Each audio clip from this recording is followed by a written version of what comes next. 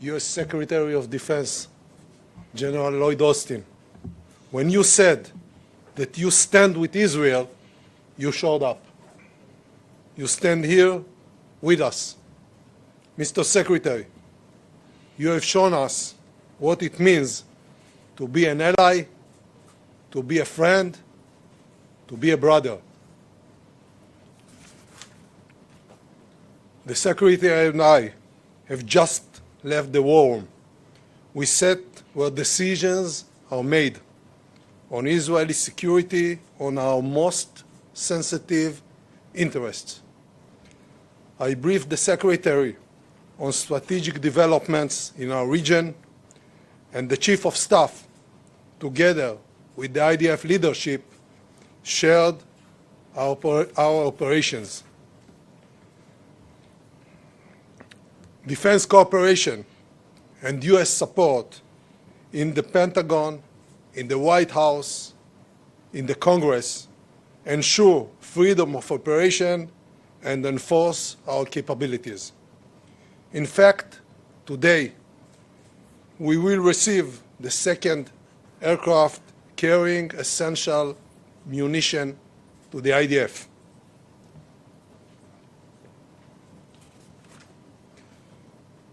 U.S. deployment of assets on land, in air, and at sea sends a strong message to both our partners and enemies in the region. On behalf of Israel's defense establishment and on behalf of our citizens, Mr. Secretary, thank you very much. Let me remind you all, our audience, who is the enemy? Our neighbors is Hamas, the ISIS of Gaza, an organization enjoying the Iranian payroll. I cannot let the world forget the brutal attacks Hamas terrorists conduct against Israeli children, Israeli women, Israeli elderly and entire families. Murder, rape, kidnapping, this is what we face in this war. This is a war on the existence of Israel as a prosperous state, as a democratic state, as the homeland of the Jewish people. This is a war on freedom and on our common values, and we are on the front line. We will keep fighting, and we will win this war. We will prevail. With your permission, Mr. Secretary, I'll say a few words in Hebrew. מאז יום שבת, מדינת ישראל נמצאת במלחמה. אנחנו נלחמים על הבית, אנחנו נלחמים על העתיד שלנו. והפגישה שסיימנו עכשיו, ידידי מזכיר ההגנה אוסטין ואני, בבור הפיקוד, סיכמנו על שורה של מהלכים וסוגיות אסטרטגיות.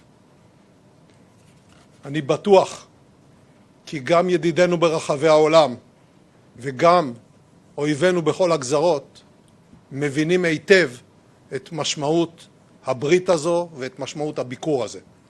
מדינת ישראל היא מדינה חזקה, מדינה שבה מתקיים שילוב בין צבא עוצמתי לבין מערכת אזרחית עם חוסן לאומי בלתי רגיל.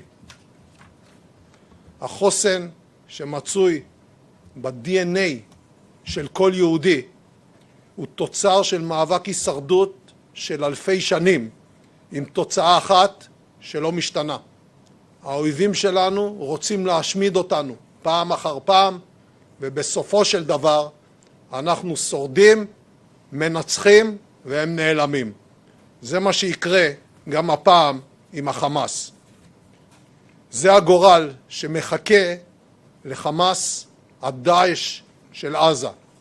המלחמה תהיה ארוכה, המלחמה תהיה קשה ויהיו מחירים, אבל אנחנו ננצח. כבר עכשיו החלנו במקביל לפעולות המלחמתיות גם בשיקום של מקומות שנשרפו והם עוד ישגשגו. ידידי הגנרל אוסטין, חזרנו עכשיו מהערכת מצב בבור הפיקוד. חזית במו עיניך במראות הזוועה, ספגנו מכה קשה מאוד.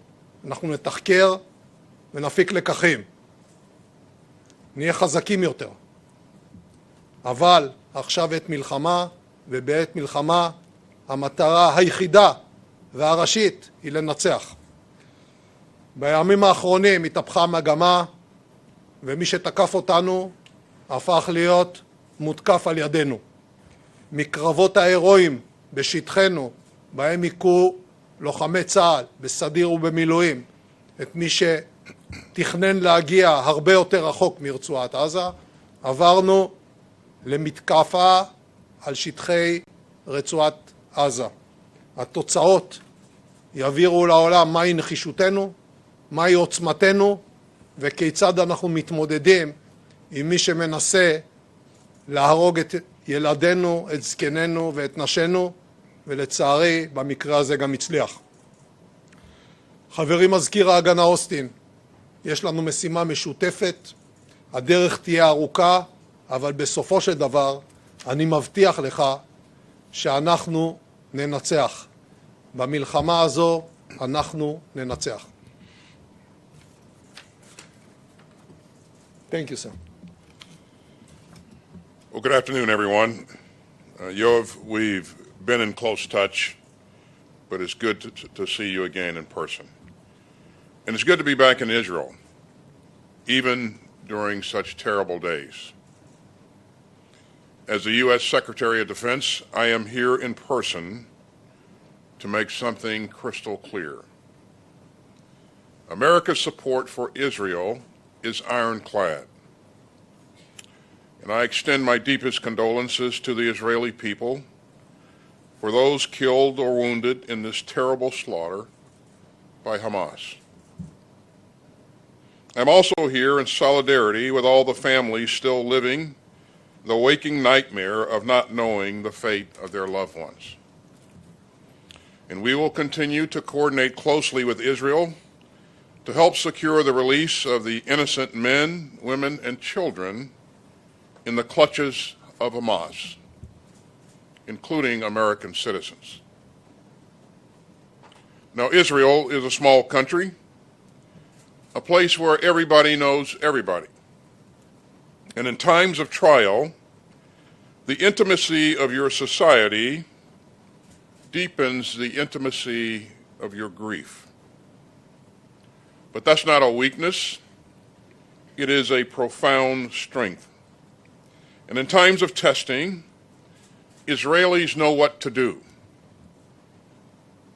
Over this awful week, we've seen Israeli hotels and homes take in those who've had to flee. We've seen long lineups to donate blood. We've seen WhatsApps explode with messages as people race to support neighbors in anguish. And perhaps because I'm a retired general, I was especially moved by the story of a retired general named Noam T-Bone.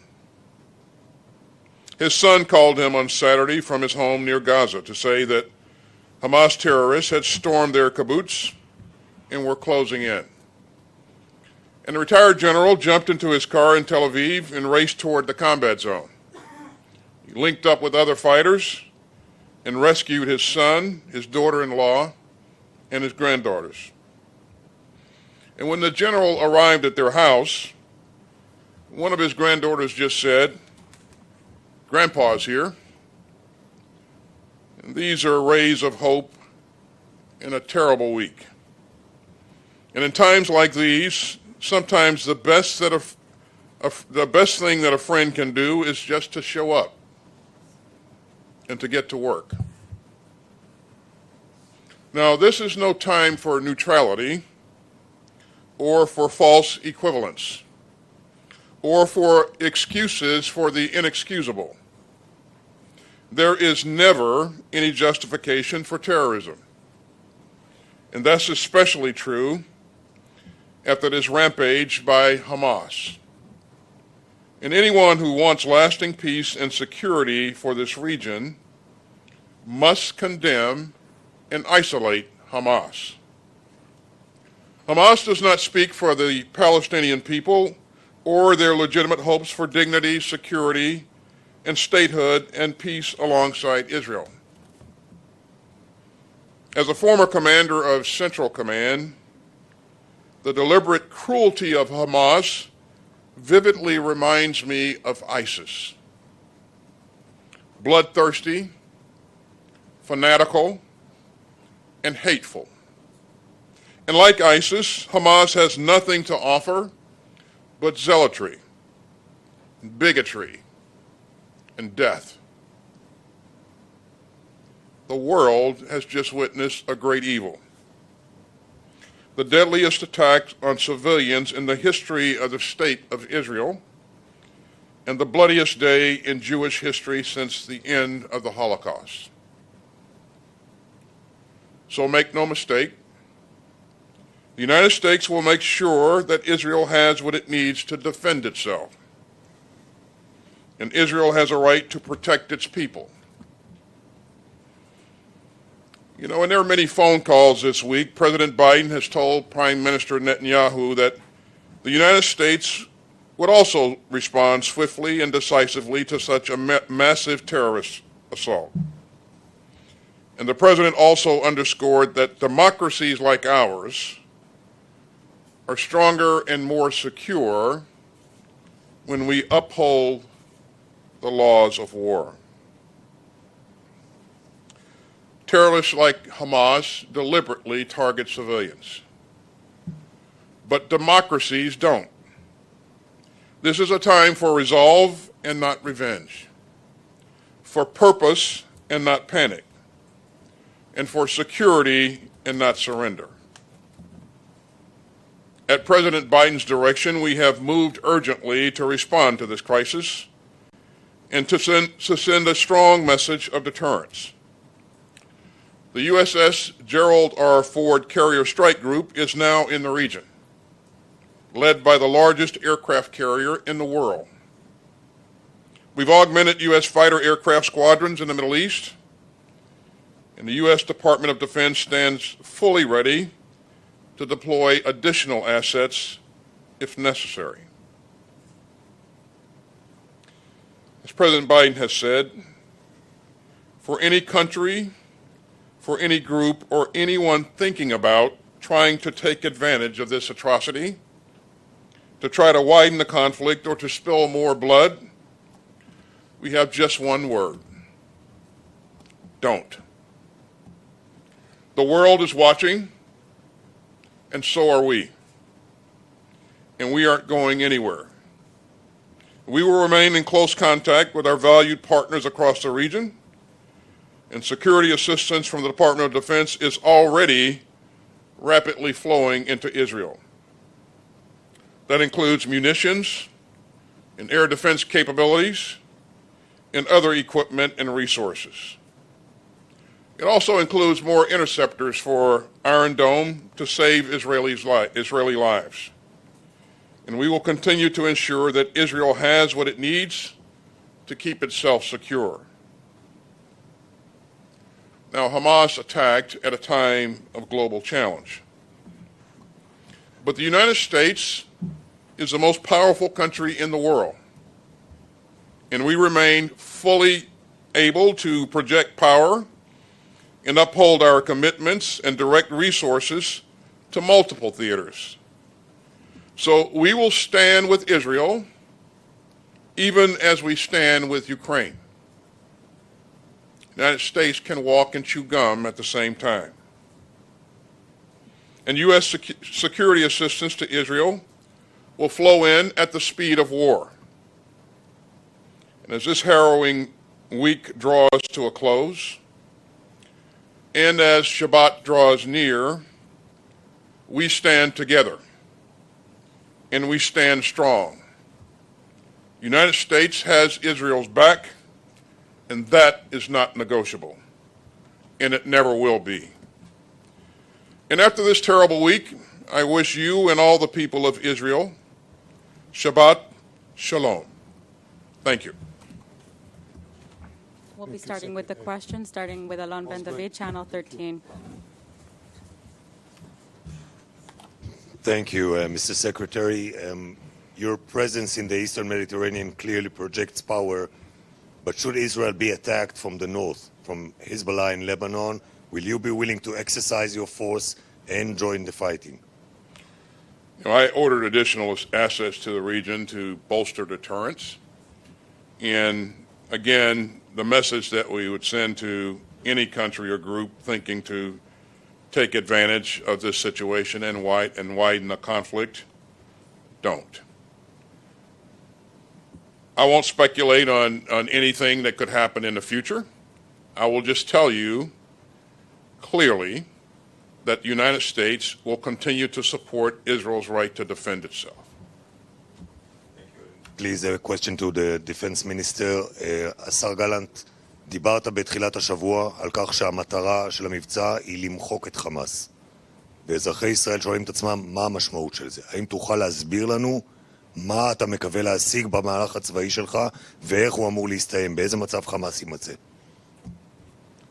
אנחנו נמוטט את שלטון החמאס, אנחנו נחסל את היכולת הצבאית של חמאס, אנחנו נוודא שהאיום הזה לא קיים בגבולות שלנו, זה יהיה ממושך, זה יהיה קטלני, זה יהיה עוצמתי וזה יהיה לתמיד.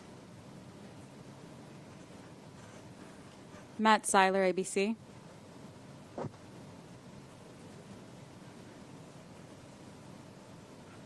Thank you both for doing this.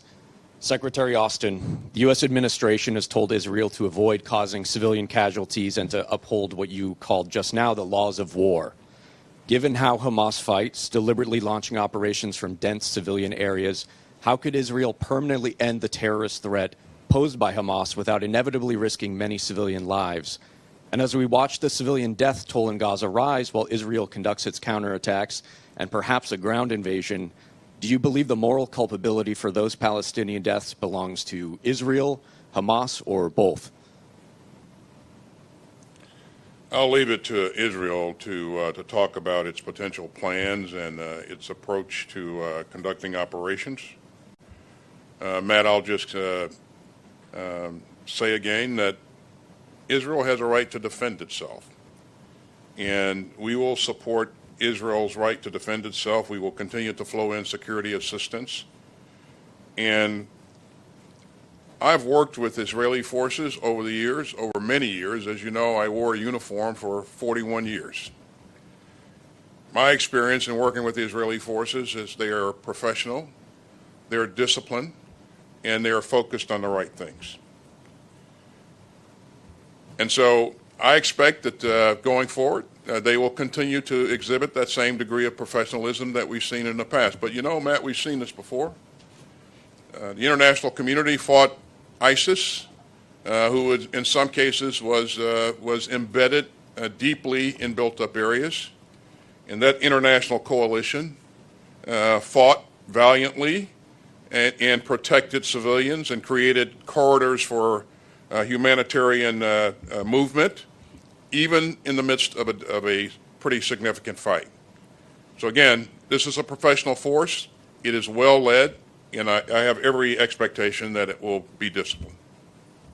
Thank you. And for Minister Gallant, have you seen evidence that Iran was directly involved in planning or executing the recent attack on your country, or any signs that either Iran or its proxies are seeking to exploit the situation? And if you do come to see signs of an imminent attack on Israel, are you in favor of preemptive strikes? Iran, Hezbollah, and Hamas is one axis, an axis of evil. Everything is directed generally from Iran. The permission is given by Iran. The money is supplied by Iran. And the ideas are shaped in Iran. Therefore, it doesn't matter if they give or didn't give the permission, but the idea is an Iranian idea. As to the actions, future actions of IDF, I will stay confidential for good reasons. Thank you. Suleiman Massaoudeh. Mr. Secretary, thank you for this. House Foreign Affairs Chair Mike McCall said that we know that Egypt had warned Israel 3 days prior to that event, like something like this could happen. We don't know how we missed it. We don't know how Israel missed it. So can you tell us what really the U.S. knew before this attack? What I can tell you is that if we had known or if we know of a pending attack against an ally, we would clearly inform that ally. But what we're focused on now, Suleiman, is we're focused on making sure that Israel has what it needs to defend its sovereign territory and to protect its citizens. And the minister and I spent a good bit of time talking today about what those requirements are and what we need to do to urgently meet those needs. אדוני השר, תודה רבה. זו פעם ראשונה שדרג מדיני עולה לשאלות העיתונאים. אתמול שמענו את הרמטכ"ל גם לוקח אחריות ואומר, אנחנו כשלנו בשמירה על ביטחון אזרחי ישראל. האם יש כן גם אזרחי ישראל שואלים את עצמם, האם כן יש איזושהי לקיחת אחריות מצד הדרג המדיני בעניין מה שקרה בדרום? אנחנו ספגנו התקפה קשה עם מחירים מאוד כבדים. יהיה זמן לתחקר את העניין הזה. בעת הזו, גם אני, גם המטה הכללי, הרמטכ"ל וכל לוחמי צה"ל, אנשי השב"כ, אנשי המוסד, משטרת ישראל, כולנו ממוקדים בהתאם להנחיות שנתתי בדבר אחד, לנצח ולהביס את חמאס כפי שפירטתי. זה מה שנקבע, זה הדירקטיבה של ממשלת ישראל וזה מה שיהיה. And last question from Tom Secretary.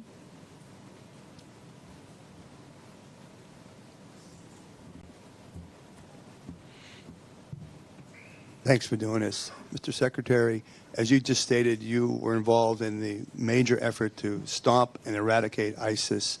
When you talk to the minister and others, and that experience courses through you, what kind of lessons learned do you feel or might be helpful in this case, especially dealing with that whole urban situation that you just referred to, the evacuation of civilians from Gaza, those kind of challenges? What kind of ideas and thoughts that you have that you can share, please?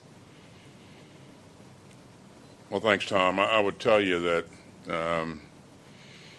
encountering ISIS, I felt as if we were staring evil in the eye. It was truly evil. And what we've seen from Hamas, it takes that evil to another level. And so that's the first thing that we need to remember and consider. There are a number of things that we talked about today that there are some lessons learned that we'd be more than happy to share with our allies here in terms of operating effectively in dense urban terrain, creating safe humanitarian corridors, making sure that we're thoughtful about how we shape the battle, and making sure that our objectives are well defined, and so we'll continue to share the lessons that we've learned over the years, and of course, as the Israelis prosecute this fight, we will learn lessons from them, and so I think it's this great teamwork that has served us both well over the years, and we'll continue that. Mr. Minister, there's been some confusion over the 24-hour deadline that Israel announced for civilians in Gaza to move south, to evacuate and move south. There was a 24-hour deadline initially reported, and then there's been reports that Israel has modified that, have left it open. In other words, not sticking to 24 hours of a deadline. Would you please clarify specifically, is there going to be a deadline? What can you tell us about the deadline? And what will Israel do, if anything, to help civilians move? Some of the people have said that's Hamas's problem. It's not our problem.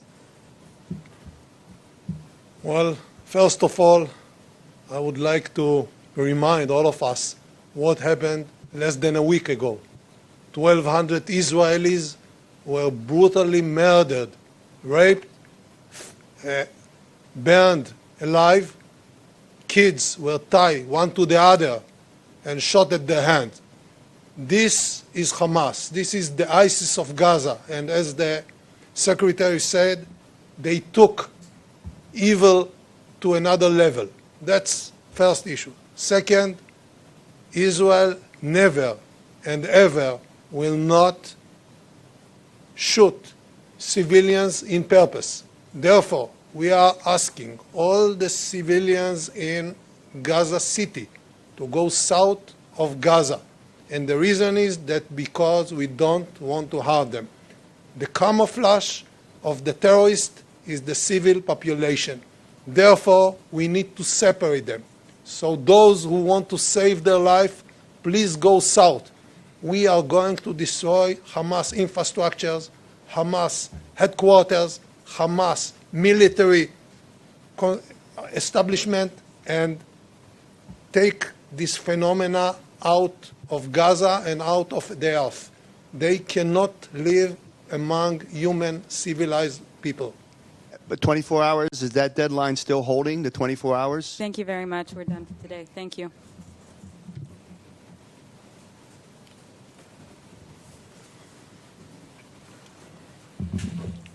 Minister. Sir. Pleasure.